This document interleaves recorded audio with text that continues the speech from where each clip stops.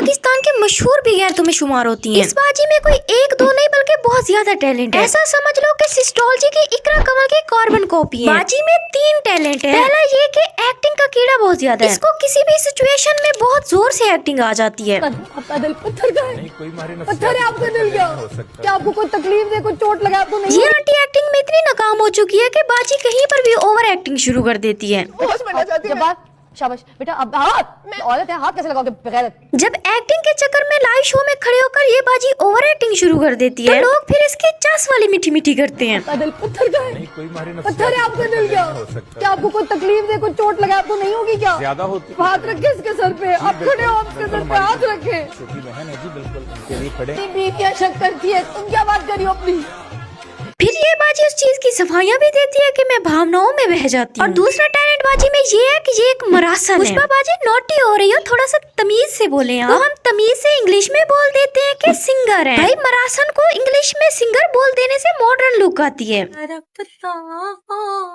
मेरी हस्ती का सामा हो गए, तरफता मेरी हस्ती का सामा हो गए। पहले जा फिर जाने जा, फिर जाने जाना हो गए। और तीसरा टैलेंट वाइज में ये है कि ये एक लाइव शो होस्टर है। मतलब कि इनको बोलना बहुत आता है। ये बाजी कोई ऐसा वैसा नहीं बोलती, ये एक्टिंग के साथ बोलती है। बस इस आंटी के सामने एक बार कैमरा खुल जाए तो ये बहुत बक बक करती है और उस बक बक का अंजाम इस आंटी को बाद में भुगतना पड़ता है। आप लोग ये सोच रहे होंगे कि मैं इसको आंटी क्यों बोल रही हूँ, क्योंकि दिखने में तो ये मॉडर्न और पप्पू बच्ची है। इस बात को जानने के लिए तो हमें बहुत पीछे जाना पड़ेगा। तो चलो शुरू से शुरू करते हैं। पाकिस्तान और अवाम के बुरे दिन उस दिन से शुरू हो गए जब इस दुनिया में इस आंटी ने जन्म लिया। ये आंटी बदकिस्मती से अक्टूबर 1980 की पैदावार है और उस दिन का हिसाब लगाया जाए तो ये आंटी कुल मिलाकर 46 साल की बनती है। मुझे इसकी उम्र से कोई मसला नहीं है, मसला मुझे इसकी हरकतों से है। अब आप लोग मुझे खुद बताएं कि एक 46 साल का इंसान कैसा होता है। इस उम्र के इंसान का तजुर्बा बहुत होता है, वो लोगों को अच्छी नसीहत दे सकता है। अब जिस बाजी की आप आवाज सुन रहे हैं यानी कि मेरी पुष्पा बाजी की, जिसके चैनल पर आकर आपको कुछ अच्छा सीखने को मिलता है। पुष्पा बाजी कोई 25-30 साल की औरत नहीं है और ना ही 100-200 साल की बुढ़ी अम्मा। मैं आप लोगों को अपनी असल एज तो नहीं बताऊंगी, लेकिन इतना बता देती हूँ 16, 17, 18, 19 में चल रही हूँ। इसमें से कोई मेरी एज है। अगर मुझे किसी से जेल से फील होती, मुझे फेम चाहिए होता, तो आज मैं आप लोगों को पुष्पा बाजी नहीं बल्कि ज़ैनब फैसल और आईना आसिफ की शक्ल में नजर आती। ऐसा करने से मेरे पास फेम भी होता और पैसा भी जरूरत से ज्यादा होता। लेकिन भाई मैंने अपनी जिंदगी में ये सब नहीं किया, मैंने बेहिजाई को तरजीह नहीं दी। भैया आपकी बहन पुष्पा बाजी भी एक कहानी है, इस कहानी पर फिर कभी बात करेंगे। अभी हम वापस इस फिजा नमूनी पर आते हैं। वैसे फिजा आंटी अपनी उम्र बहुत छुपाती है और अपनी असल उम्र से कम उम्र बताती है। और इसी उम्र को लेकर फिजा अली का एक फड्डा भी हुआ था मिशी खान के साथ। मुख्तसर में बता देती हूँ कि मिशी खान ने कहा होगा कि ये आंटी बच्ची बनने की कोशिश करती है, जिसके जवाब में फिजा अली ने कहा कि भाई राजों से पर्दा ना ही उठे तो अच्छी बात है। खैर जब ये शोबिस में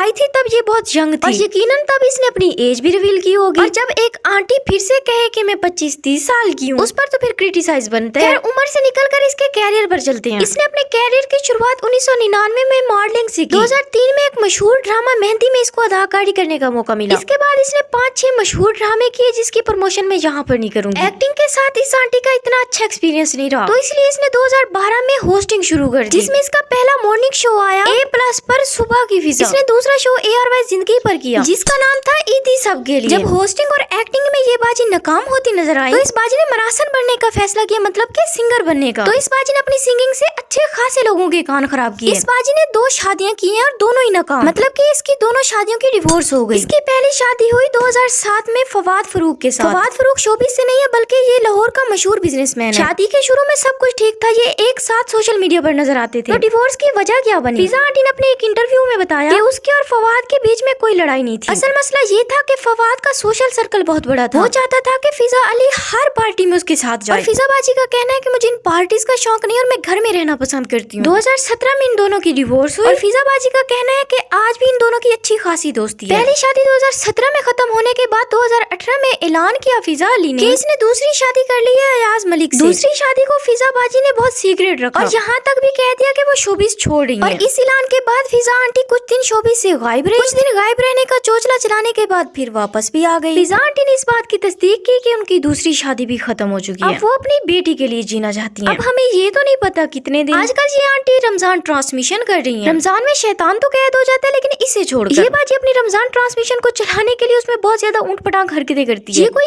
एक बार नहीं करती, पिछले 3 सालों से लगातार करती आ रही है। रमजान ट्रांसमिशन में अच्छी बातें करने के बजाय ये घरेलू मसले हल कर रही है। इसने अपने शो में हमारी 40 तोले वाली आंटी यानी कि डॉक्टर नबिहा को बुलाया। मैं इसको 40 तोले वाली आंटी इसलिए बोल रही हूँ क्योंकि भाई मैं इसको 40 तोले के बाद ही जानना शुरू हुई। हकीकत में मुझे तो पहले पता नहीं था कि डॉक्टर नबिहा जैसी बला भी इस दुनिया में एग्जिस्ट करती है। खैर, इन दोनों ने चैनल की टीआरपी के लिए अपने शो में बहुत ज्यादा रोना धोना किया। भाई, इन लोगों का शो मुझे फैमिली व्लॉगर से इंस्पायर हुआ लगता है। भाई, वो भी अपने घरेलू मसले सोशल मीडिया पर आकर हल करते हैं। जैसे कि आज मेरे साथ ये हो गया, मेरी बीवी के साथ ये हो गया, मेरी बहन के साथ ये हो गया, मेरी मम्मा के साथ ये हो गया, पापा के साथ ये हो गया, ये। और वैसे इन लोगों ने अपने घरेलू मसले को घर में हल करने की बजाय शो पर लेकर आ गए। घरेलू मसला डॉक्टर नबिहा का है, लेकिन दर्द फिजा आंटी को हो रहा है। इस फिजा आंटी की शादियों की तरह इसके ड्रामों में एक्टिंग भी नाकाम हो गई। इसलिए भाई ये रमजान ट्रांसमिशन में एक्टिंग नहीं ओवर एक्टिंग करना शुरू हो गई, और वो भी स्क्रिप्टेड ओवर एक्टिंग। क्योंकि बाजी से रोया भी नहीं जा रहा। बाजी तो थोड़ी सी डॉक्टर नबिहा की थूक लगा ले आंखों पर। चलो कुछ तो रियल लगेगा, क्योंकि हर चीज तो तुम्हारी स्क्रिप्टेड ही है। क्योंकि ये सब ड्रामा करने के बाद ये माइक बंद करना भूल गए और इनकी